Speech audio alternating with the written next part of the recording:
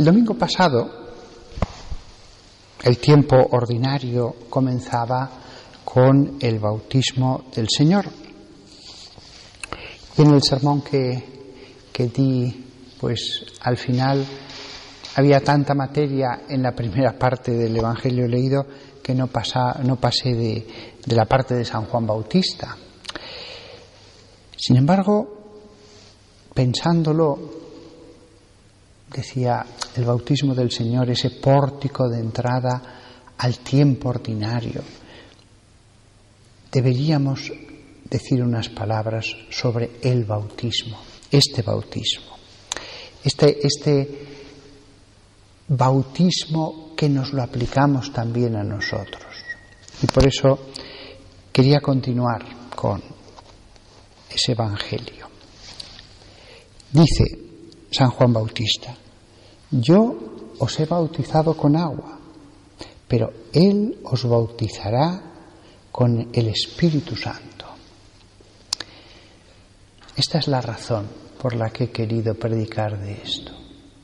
La necesidad que tenemos todos,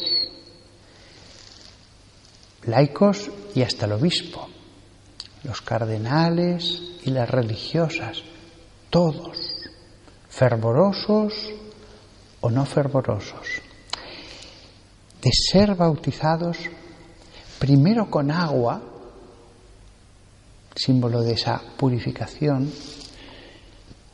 que ya venía del Antiguo Testamento, pero después con el Espíritu Santo. Si preguntáramos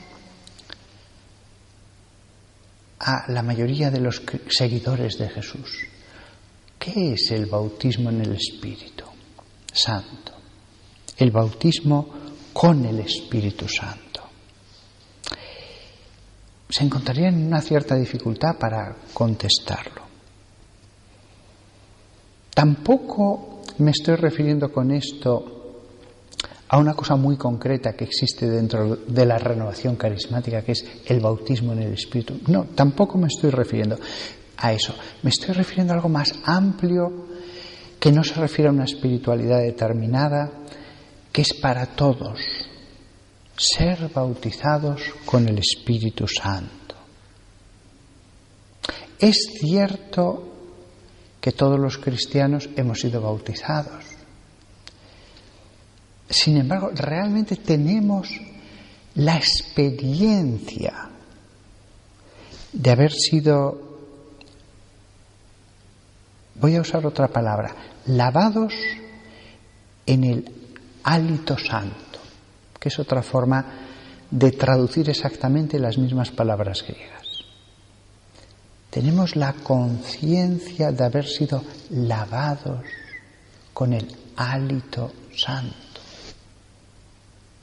que es la tercera persona.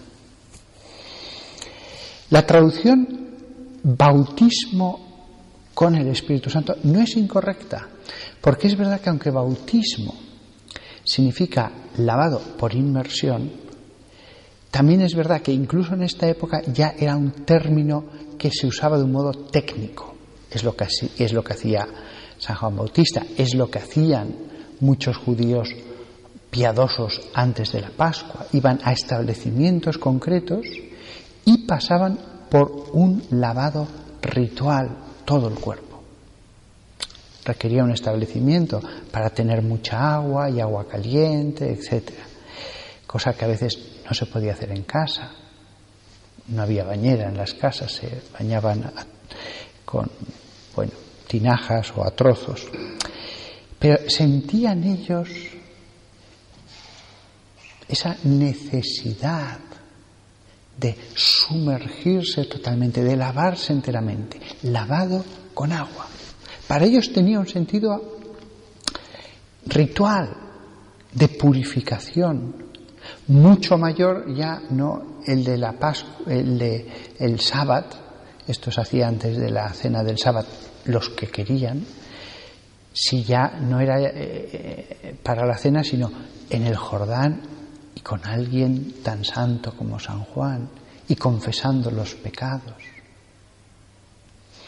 Repito otra vez las palabras de San Juan.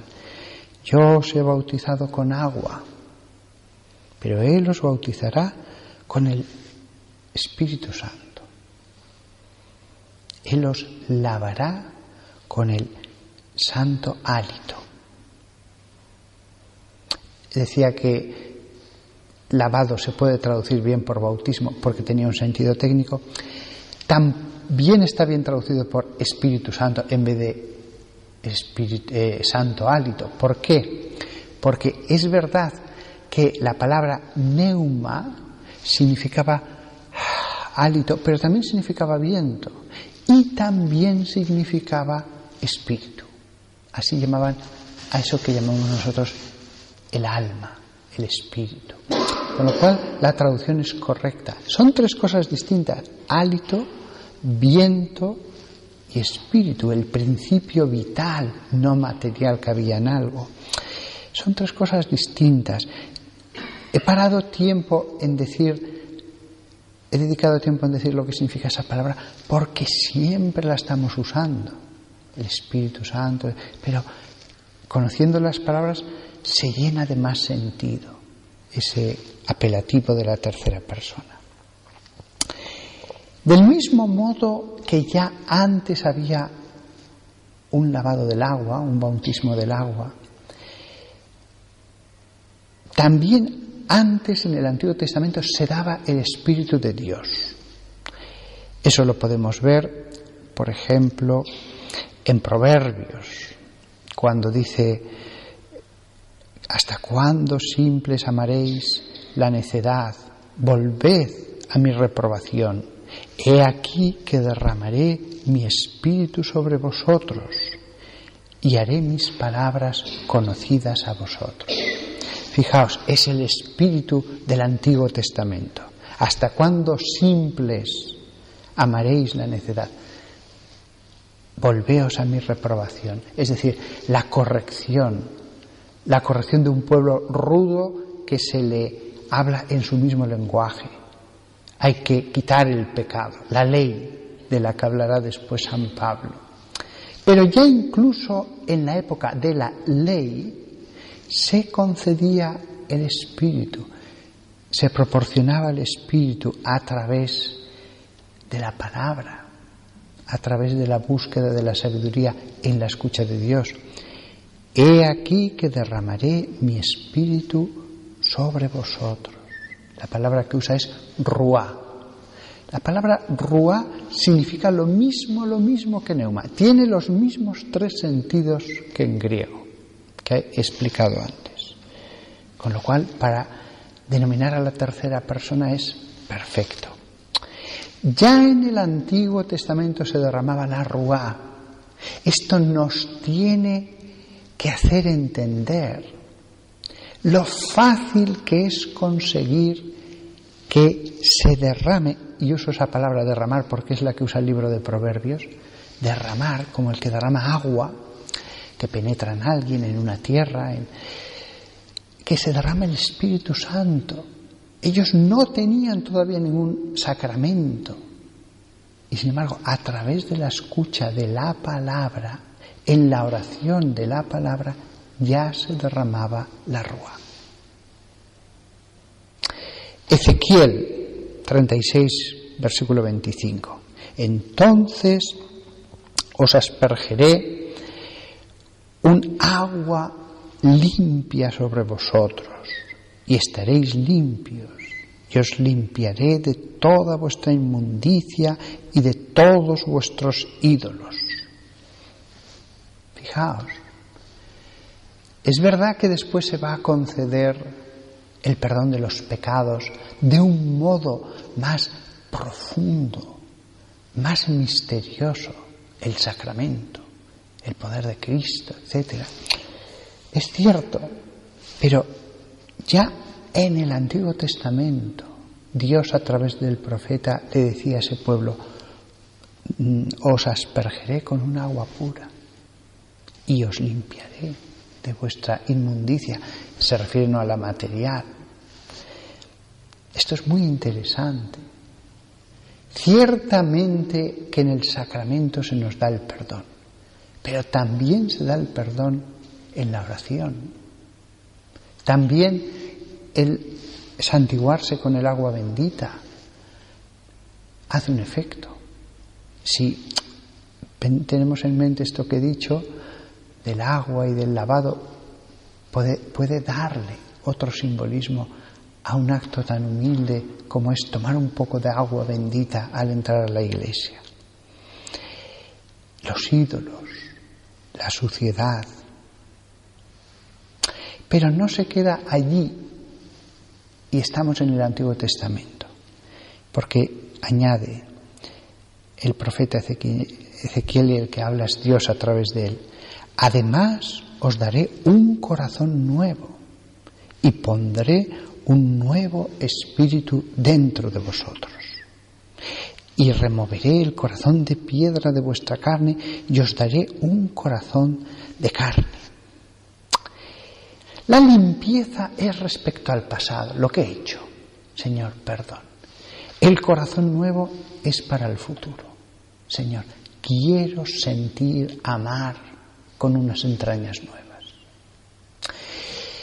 Si vemos esto, entendemos de un modo mejor lo que sucedió sobre el Jordán, el misterio que sucedió sobre el Jordán, que es misterioso, no queda perfectísimamente explicado en un esquema meramente de los 7 sacramentos, de la teología sacramental. Ya os dije que para muchos es un poco que no saben qué hacer con algo que parece un sacramento, pero no lo es.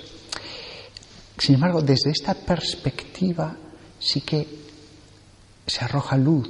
No es meramente bajo una perspectiva de la teología de los 7 sacramentos cómo se entiende lo que ocurre sobre las aguas, sino que es algo más amplio de lo que nos podemos beneficiar todos. En la oración, en la escucha, en ese agua invisible. Entonces comprendemos lo que dice el Evangelio. En aquellos días Jesús vino de Nazaret de Galilea y fue bautizado por Juan en el Jordán. Y justo cuando salía del agua, vio los cielos que se abrían, que se desgarraban. Desgarraban sería la palabra exacta. Y el Espíritu descendiendo como una paloma sobre él. Y una voz vino desde el cielo: tú eres mi Hijo, el amado. Contigo estoy muy complacido. Este misterio, tenemos que aprovecharnos un poco todos los que estamos en esta iglesia. No va a ser tan formidable lo que va a descender sobre nosotros como sobre Jesús. Pero un poco tenemos que tener esa ambición y entender a través de lo que he dicho, del agua que purifica, del corazón nuevo, de todo eso que he dicho incluso del Antiguo Testamento, entenderemos mejor la realidad de la gracia del Nuevo Testamento. Y cómo no todo se reduce a los 7 sacramentos. La realidad del bautismo de Jesús en el Jordán es algo único, una sola vez, irrepetible. Irrepetible. A nadie se le va a decir: te voy a dar el sacramento del bautismo de Jesús en el Jordán, que es purificación, que viene el Espíritu Santo. No, fue una cosa única para él. No es ninguno de los 7 sacramentos. Sin embargo, todos los cristianos podemos pedir un poco de ese misterio en nuestras vidas. Y porque esto está colocado en el comienzo del tiempo ordinario de este año 2018, es por lo que he querido que todos nosotros pensáramos un poco acerca de esto. Que tengamos esta ambición que nos acompañe. Los hombres tienen muchas ambiciones. Esta es la gran ambición que tenemos que tener nosotros. Y todos podemos conseguir más o menos de esto. que el Espíritu Santo hoy descienda sobre todos los que estamos ante el altar.